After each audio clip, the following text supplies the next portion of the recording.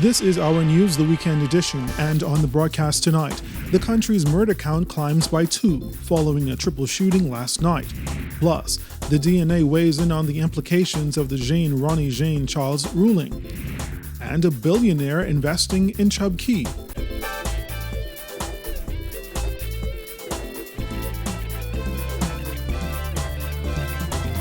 Our news is brought to you by Alive, the nation's newest and best LTE network.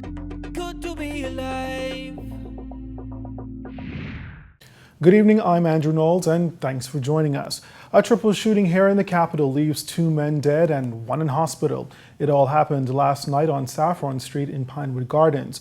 The incident occurred just hours after a man was found dead with multiple stab wounds in front of a stall at Potters Key Dock on Friday morning. And tonight, police are continuing their investigations as they hunt for the 2 suspects believed to be behind this double homicide.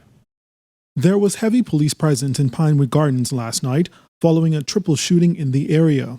A scooter, shell casings, a pool of blood, and a dead body were what officers discovered when they arrived on the scene after receiving reports of gunshots in the area shortly after 8 last evening.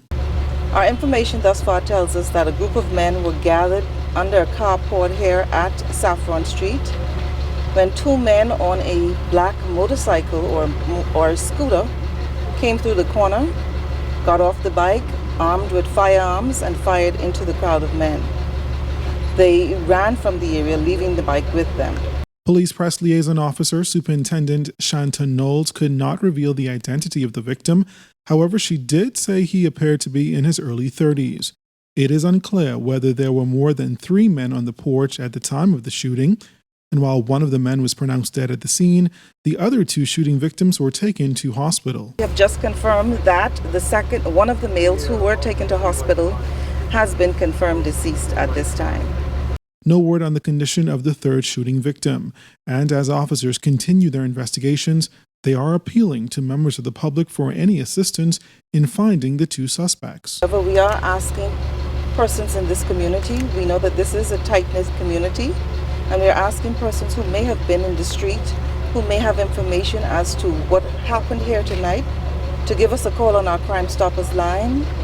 It's 328-TIPS, 328-8477, at our Central Detective Unit at 502-9991 or 2, or our emergency lines 911 and 919. This latest incident brings the country's murder count to 15 for the year. And in other crime-related matters, Drug Enforcement Unit officers acting on information recovered 2 AK-47 rifles along with 71 rounds of ammunition and a large quantity of marijuana and hashish. The illegal items were found following a search of a home on Market Street yesterday morning. 1 adult male was taken into custody. He is expected to be formally charged in court next week. DNA leader Chris Mortimer says successive governments have failed when it comes to enforcing the country's immigration laws. The Immigration Department's practice of detaining and deporting suspects without charge came under intense scrutiny when a Bahamas-born man who was deported to Haiti was ruled to have his constitutional rights violated. The government has since appealed the decision, and Mortimer says he supports that move, but it won't solve the underlying issues. But the reality from our standpoint is we said what could have been done, We put it out in our Vision 2017 and beyond as to what could happen so that we address the issue of illegal immigration in this country. We talked about putting in place a pathway to regularization because we realize you cannot have a whole country, a whole dray load, like my friends like to say, but you cannot have people who are living in this country who are a subculture with no hope. According to attorney Fred Smith, QC, his client, 35-year-old Ronnie Jean Charles, will seek more than $1 million in damages.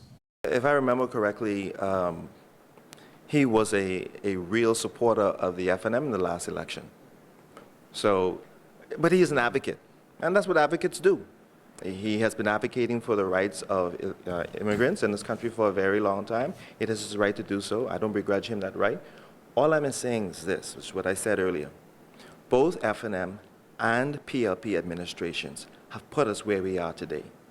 And if he is successful in terms of the $1 million, it is something that both the PLP and the FNM are responsible for. And we'll take a break here, but still to come on our news, we take you to Chub Key and how to revitalize Grand Bahama. That's the topic of a major economic conference on that island next week. Those stories and more when our news returns.